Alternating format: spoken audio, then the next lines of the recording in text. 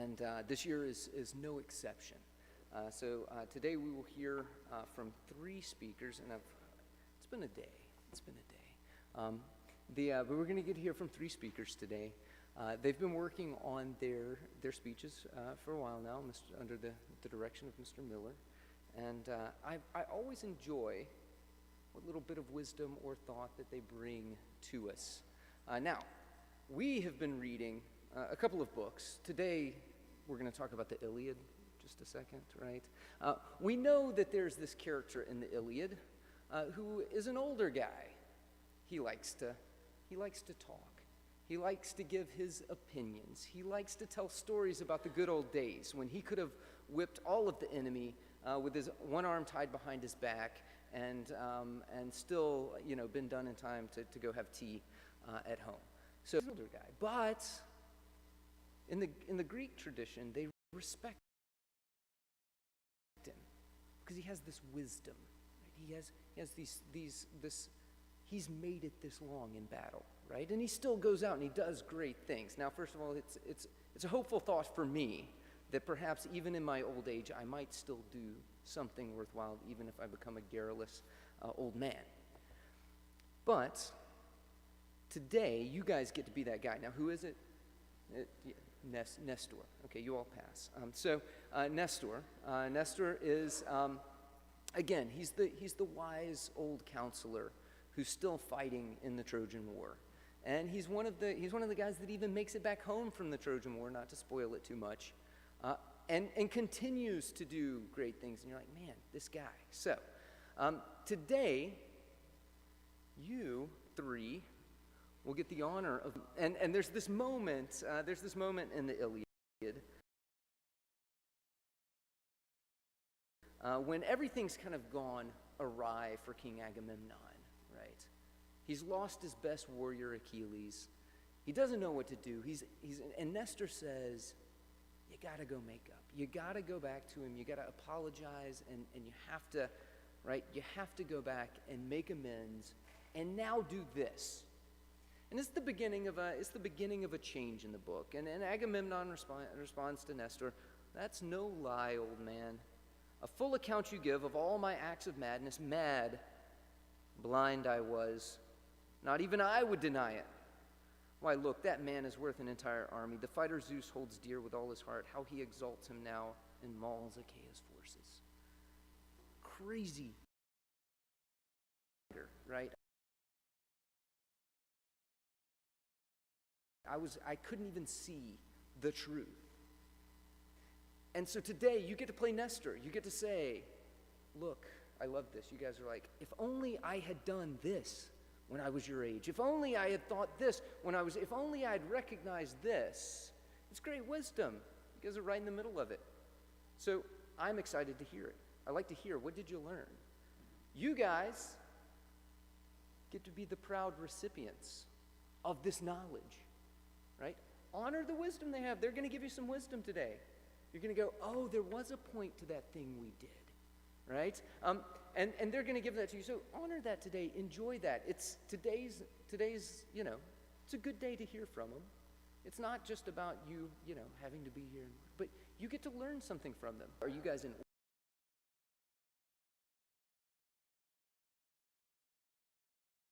order currently?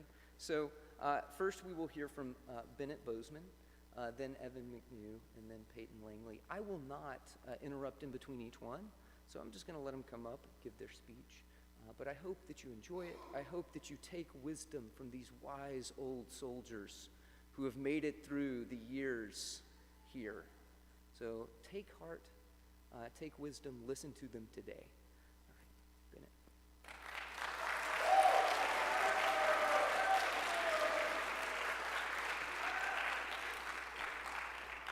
Bennet. Thank you so much. Hearing about Nestor more reminded me of my father, the wise old man who still thinks he's in his prime.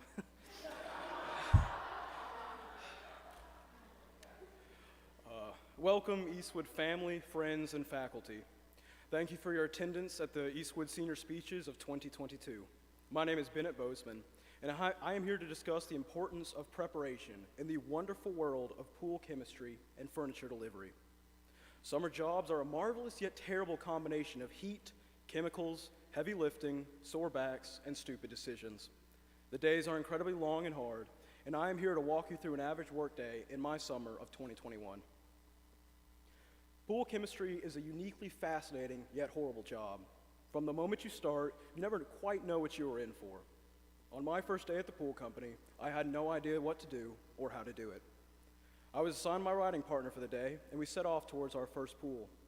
I did not find out until just then that the AC in this truck does not work. And as you know, one of the best parts about doing manual labor in Alabama in the summertime is the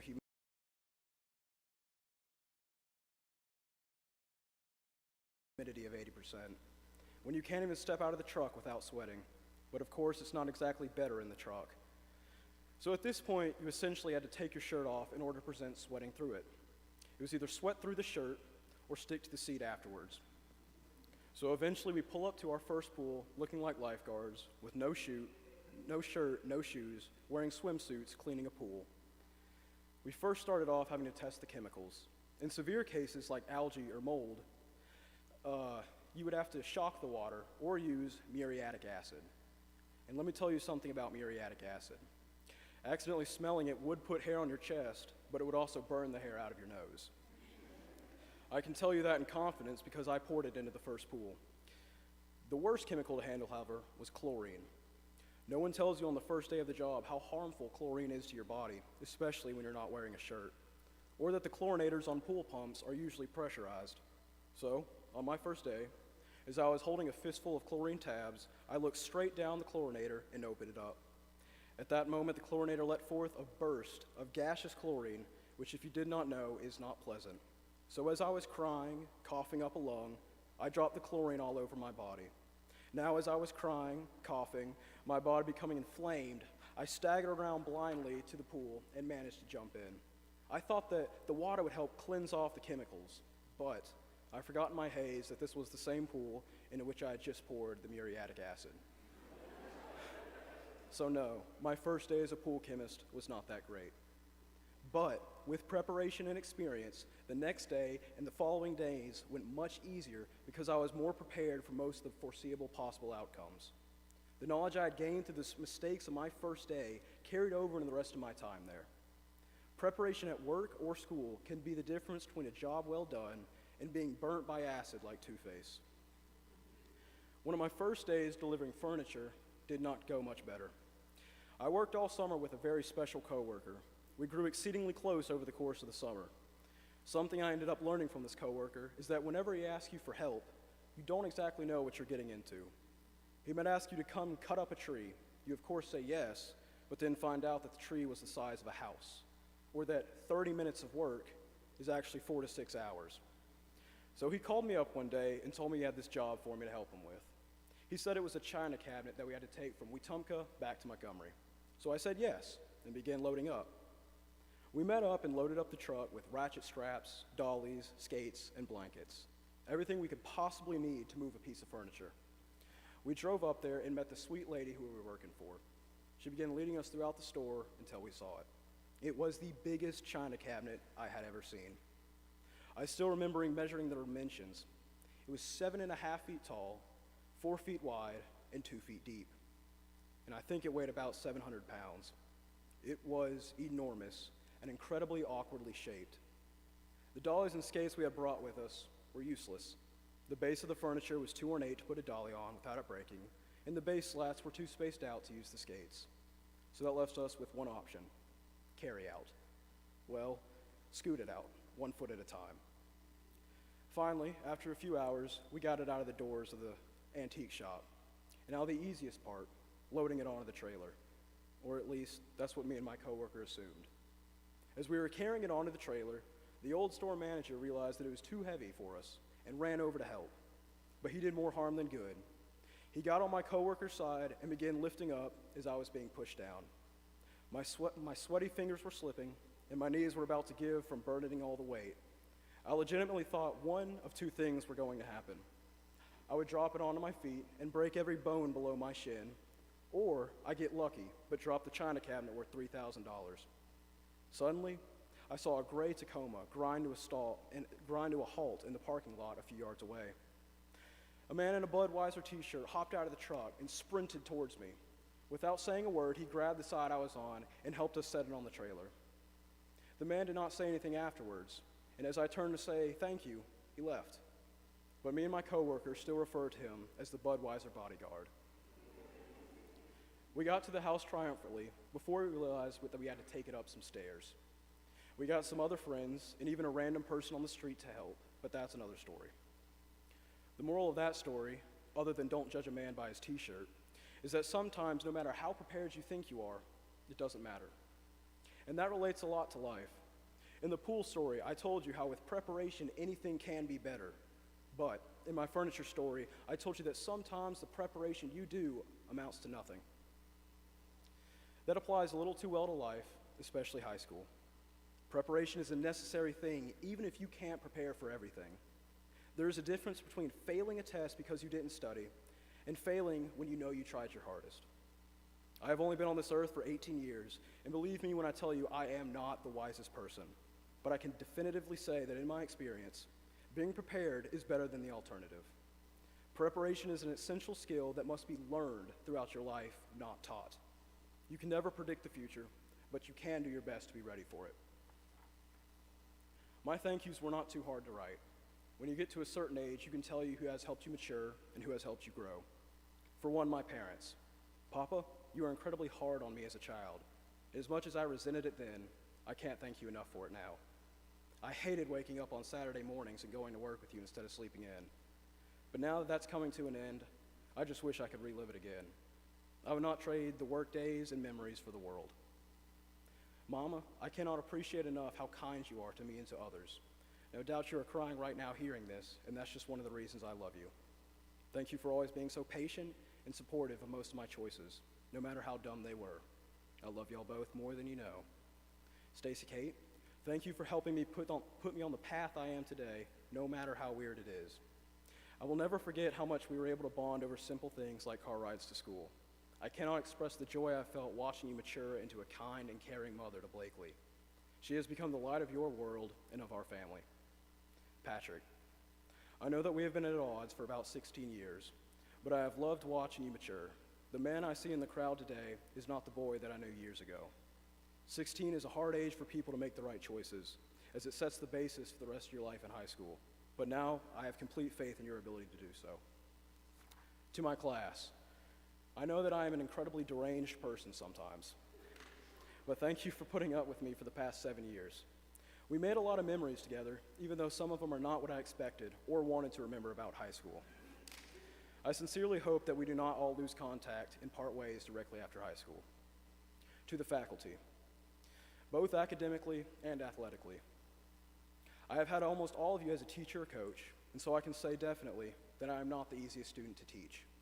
No matter how annoying or disruptive I was, y'all did not stop trying. I cannot thank you enough for helping me over these past years.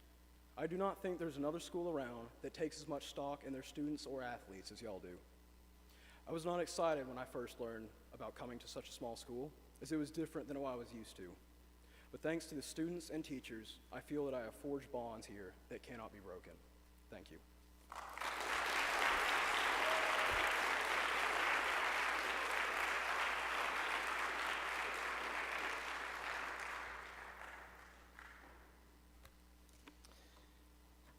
Before y'all start complaining about how this boring is about to get, y'all could be in class and taking Latin.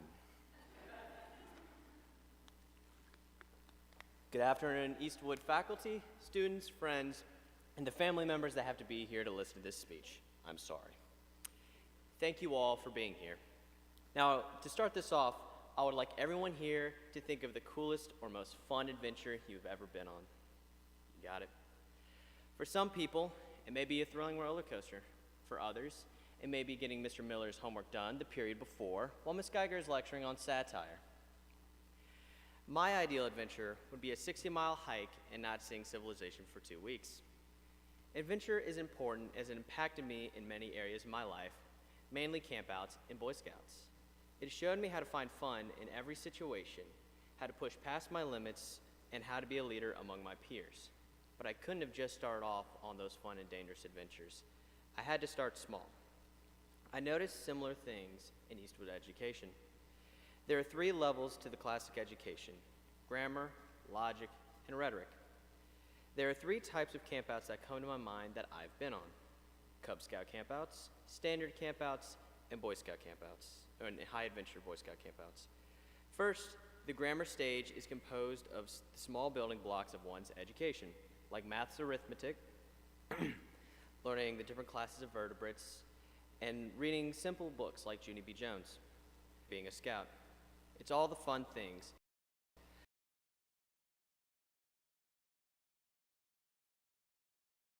Like camping out on the biscuits field, campouts only lasting 2 days, eating in the dining hall, and other simplistic things that are all planned for you. There are 2 things I always looked forward to on these Cub campouts. Before we went to bed, my father and I would sit outside our tent, enjoying little baggies of trail mix together. And the morning after, my father and I would wake up at the crack of dawn to be the first people at the dining hall to get cake for breakfast because, well, they had to get rid of the leftovers somehow, and we were willing to get rid of those leftovers. While these were great little experiences, these would pale in comparison to future adventures. The second level of education is logic. At Eastwood, there is an entire class devoted to that. I, however, was not here to take it, and, well, look how I turned out. Logic consists of taking what you already know and putting it together, building upon it. Like multiplying fractions scares me to this day. Learning how to actually identify animals and breaking down the structures of sentences. It takes the simple and fun components and builds them together into something new. Standard Boy Scout campouts are very similar. It takes all the fun of Cub Scouts and adds goals and skills. It also adds a whole extra night. And most adventurously, the boys would have to plan it and cook for themselves. A great way to get salmonella, by the way. I remember my favorite standard campouts were always the ones where we did swimming requirements. My father always taught, so I usually had the privilege of helping him. I promise I feel your pain to all the teachers out here trying to teach kids. They cannot muster the courage to dive to the bottom of the lake and grab some dirt. There are no sea monsters down there, I promise you. Finally, the third stage of classic education is rhetoric, putting all those skills you've learned over the years into practice. Like in calculus, you take all the rules of arithmetic you've learned in one day, since day one, roll it into one giant problem, and barf it up onto the worksheet in front of you. Or studying anatomy. Why can't my body just tell me the answers? It's all right here. Or reading intense books like the Odyssey or the Iliad. Actually read the books, I don't want y'all to get in trouble. In Boy Scouts, the toughest campouts are high adventure campouts, the peak, if you will. You go on intense week-long hikes, long boat trips, scuba trips. Okay, this last one's not tough, but you get the idea. The most difficult high adventure campout I had ever been on was a 2-week-long hiking trip in New Mexico on a scout ranch called Philmont. I was actually the youth in charge of my group. I had to make sure we got to all the places on time, that people got up in the morning, and that no one died. We had to use every skill that we had ever learned through scouting, tying every knot, remembering how to use a map and compass, and how to set up a tarp in freezing cold rain. We had to use it all, but like I mentioned before, I couldn't have started there. Had you told that little third grader sitting outside his tent eating little baggies of trail mix that he would go on a 90-mile hiking trip in a span of 10 days, he would have called you mad. He would have said he wasn't ready, and he would have been right.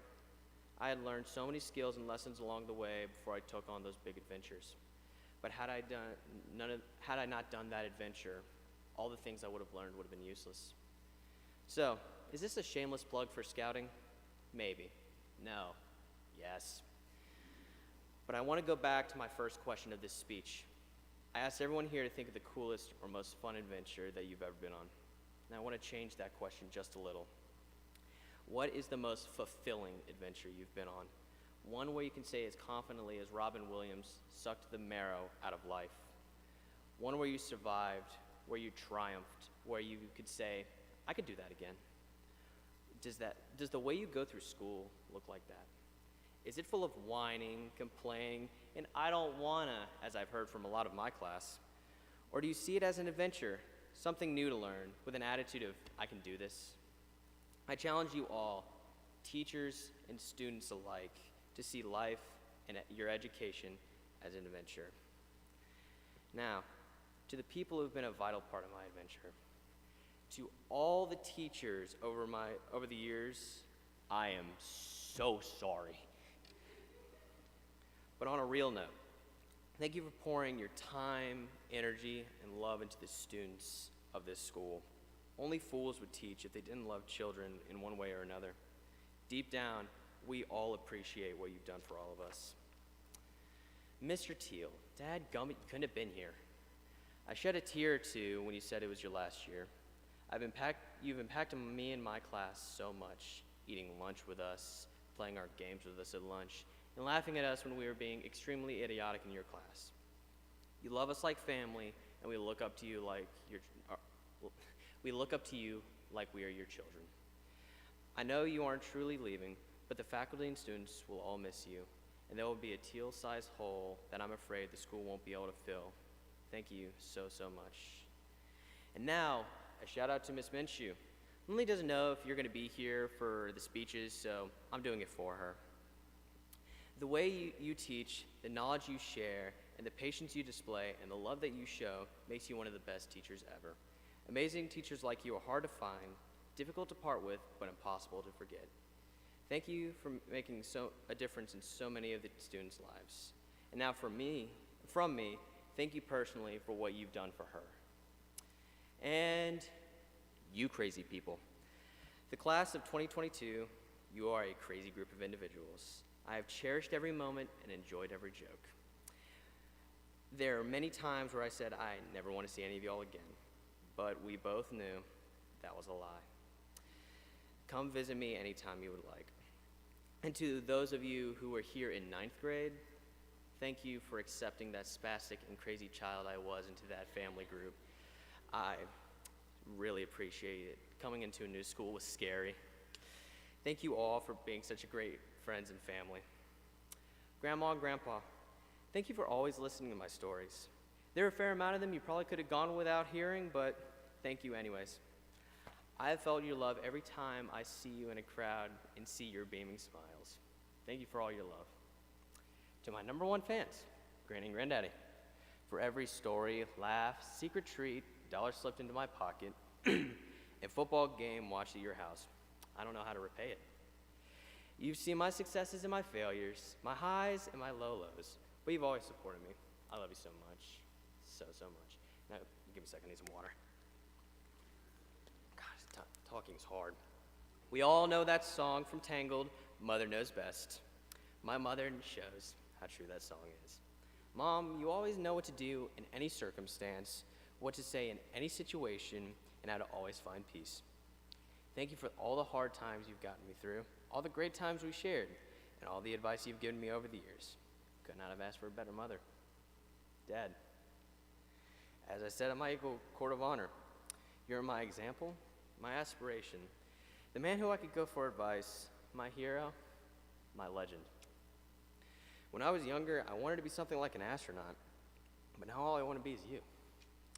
You are intelligent, charismatic, funny, calculated, hardworking. Thank you for being an example of what I should try to be when I go out into the real world. This one's gonna be hard to hold in. All right, where is she? Lindley, raise your hand, I gotta look at you. To my built-in best friend, Lindley. The person I can always fall back on, the one I can always trust, and the one who can always find my lost stuff. You were always on my side, even if I'm wrong. You mean so much to me, and I'll always be by your side in one way or another. I truly meant what I said on the Jacksonville trip. Of all the things I leave in Montgomery for Troy, you will be the thing I miss the most. Thank you for all the time, love, and appreciation you've poured into me. I love you so much. Give me a second, I got one more word, but I gotta dry my face.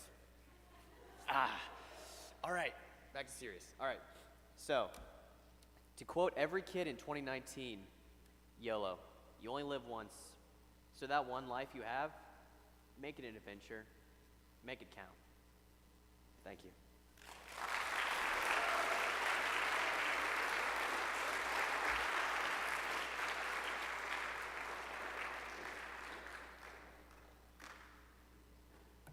So the heels really did help. Very short, by the way. Good afternoon, students, faculty, and family. If I have learned one thing in my time here at Eastwood, or even my time on this earth, it's that God works in mysterious ways in our lives. Sometimes his plan is clear. The path is laid out vividly before us, and the journey seems easy. Other times, his plan is more obscure. The path we must take is rocky, and it is unclear where it ends. It is the difficult paths that take us further than we thought we could ever go that have the most beautiful destinations. We've all heard stories of heavy situations that people go through, but we often don't think that something like that could happen to us. On July 5th of 2021, I was perfectly fine one moment, and the next I couldn't see out of part of my left eye. I hadn't, since the sun had already set. I was uneasy at first, but I have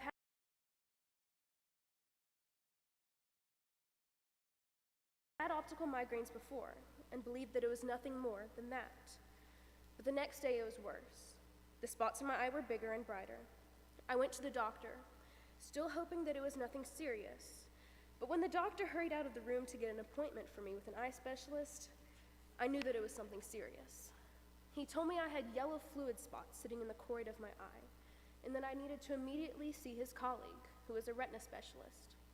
I was scared out of my mind. After many tests, the specialist told me that I had an eye disease called punctate interchoroidopathy, which, while tough to say, does have a bit of a ring to it. It is an autoimmune disorder, only located in the eye, where the immune system attacks the eye for no reason, and no one knows why it starts. The specialist said that it would probably just go away on its own, but it didn't. I eventually ended up at the UAB eye clinic to see an eye doctor who specialized in my condition. I would later find out that the eye doctor had been voted one of the best doctors in America. He immediately knew what to do and what path of treatment to take. After weeks of uncertainty and worry, I finally felt it would all be okay. Most people will not have the same situation as I did, but just as God got me through that frightening experience with my eye, he has also seen me through the hard times in all aspects of my life. It may be hard for you to believe, but school is a blessing. That doesn't mean it doesn't come with its hills and valleys. Throughout my time at Eastwood, there have been many instances where I have thought that I would never understand a concept, math, or I had procrastinated so much that I would never complete a project in time, Corona school, or I had a really hard test coming up that no amount of studying would help me, chemistry. I had to look to God in those times because there was no way I was able to write a whole paper in one night without his hand being in it. Tip: don't wait to write a 4-page biology paper till the night before. Even outside of education, everyone has struggles, and everyone's struggles are different, but they can all test your faith. But God uses every hardship to bring about his plan in our lives. It is our job to trust that in every situation, he is in control. I've struggled with that truth many times, and every single time I have finally had enough and just let go, that was when I realized he had been working the whole time. Someone once told me the story of the footprints on the sand. A man was walking along the beach fellowshipping with God, but when his life got hard, he only saw one set of footprints. He asked God, "Why did you leave me when I needed you most?" But God said, "I didn't leave you. I was the one carrying you." Whenever we feel alone and that God has left us in the hard times, like I did during the problems with my eye, it is hard to see the good in the bad moments. I didn't see what God was working on in my life at that moment, no pun intended. But he indeed proves to be the God of our vision. Though we cannot always see his ways or the ends of the journeys he takes us, he does see. It wasn't until after that situation that I realized God was doing something bigger in my life. Before the incident with my eye, I was planning on pursuing a degree in criminal justice at the University of Alabama. I believed that was something I wanted to do, but I never felt confident in that decision. After many doctor's visits and much prayer, I realized that I wanted to help others the same way I was helped. I had so many great doctors that worked to heal my eye. One day I realized that that's what I wanted to do, to enter the medical field and to help patients who are scared and filled with much uncertainty, just like I was, have hope and healing on account of what God has done for me. I look back on that time now and I see that God used that tough situation in my life to display the blessing of his providence. It is because of those hard moments that I had to go through that have shaped, pruned, and pushed me to who I am today and where I am headed tomorrow. This is not only true for my life, but for everyone's. 1 Peter 1, 6-7 says, "In this rejoice, though now, for a little while, if necessary, you have been grieved by various trials, so that the tested genuineness of your faith, more precious than gold that perishes, though it is tested by fire, may be found to result in praise and glory and honor at the revelation of Jesus Christ." We go through trials, not to bring us down, but to bring us to where God wants us to be.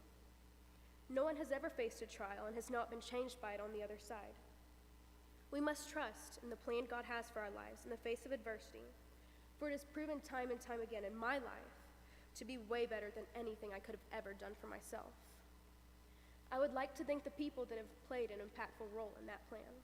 First, I'd like to thank the amazing teachers here at Eastwood that have taught, helped, and bore with me through my 5 years at Eastwood.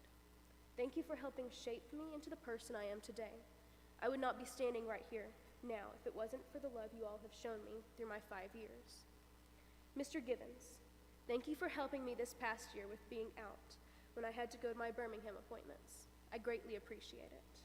Mr. Teal, since I came here in 8th grade, you have always been one of the most fun and one of the most real teachers I've had. Eastwood will be losing a great role model next year. Mr. Miller, though I have complained many times that your various classes have made me want to cry, I look back now and I cannot tell you how thankful I am for how you push your students. In college, before every test, I will always tell myself, close your books, close your notebooks, and make sure you have something with which to write. Mrs. Taylor, whenever you see a mullet, think of me. Miss Ingram, thank you for all the hard work you put in every single day. The upper school would not survive without you. Also, thank you for all the forks and printing my papers when I always forgot them at home. To my class, sometimes you have been a great test of faith, but at other times, you have been a great joy. This class is like its own crazy little family, and I know I will miss all of your antics and fun memories for years to come. To Megan, you are my oldest friend and one of my most dear. Thank you for all your love and support. To Charlie, you are a light in my life. When you walked into my life, you changed it for the better, and I never want that to change. To Logan, you are the craziest and most fun person I know, but also one of the most kind and loyal people I will ever know. I am proud to call you my sister. To my parents, Dad, you show me every day what it is to be a servant leader. You are my go-to buddy for hunting, fishing, martial arts, cars, really anything redneck and extreme. Thank you for teaching me the meaning of hard work. To my mama, you are my biggest supporter, my confidant, and bestie. I will miss all of your movie dates and late night talks. I pray that one day I can be half the woman you are. You show me every day what it means to serve others, all the while serving God through it. I promised myself I wouldn't cry like everyone else does. God's plan is at work, not only in my life, but all of your lives as well. Matthew 17:20 is a verse that I'm sure that everyone knows. For if you had faith, even as small as a mustard seed, you could say to this mountain, move from here to there, and it would move. Nothing would be impossible. Nothing is impossible for God. It only seems impossible if we lose faith in his perfect plan. Keep progressing through this short walk of life. Finish it well, and keep the faith.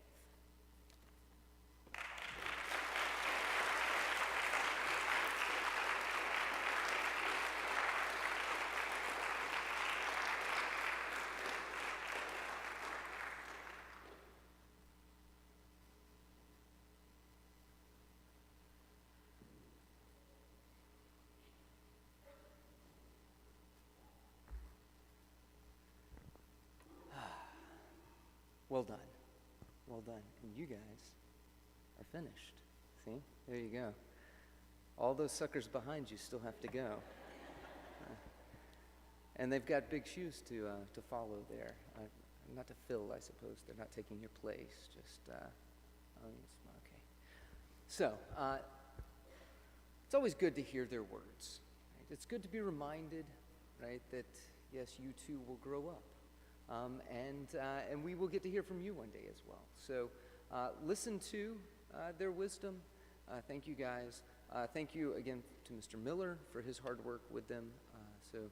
If you get a chance, parents always take a moment to thank him because he works hard with them to get them ready and prepared, and but always does a good job. So, words, they're important. Right? It's a good thing to remember. The ability to speak, the ability to convey ideas is unique to us being made in the image of God. God made you a vocal people. You can convey ideas. God himself referred to, right, like Jesus as the Word, the reason. Like, this is something that we can share in with him. So be encouraged. Use your words well. You guys have done a great job of being an example for that today. But remember, the words we say matter. So use your words carefully. Choose them well. And continue to learn to speak them well. That's what we do here, right? The whole rhetoric stage of learning is learning to glory in the beauty of all the things we've learned along the way, be it words spoken, words written, ideas, like mathematical ideas, the beauty of those things. Learn to enjoy them and to be a part of them. All right, well, I'm going to pray for you guys, and then we are going to dismiss back over to the building. Y'all will get out just a little early today, so that's good. Father God, we come before you. We thank you for the opportunity to take a moment and just to hear someone else's story. Lord, I thank you that you've given us each a story.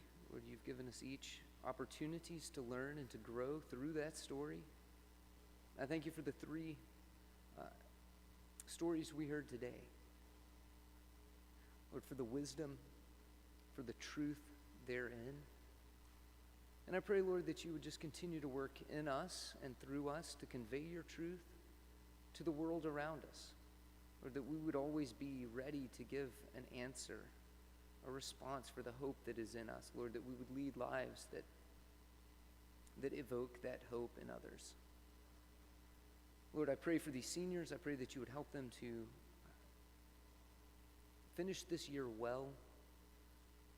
Again, not for their glory, not even for their family, Lord, but for you. Lord, to exhibit the great gifts you've given them and to bring others to an understanding of you and a love for you.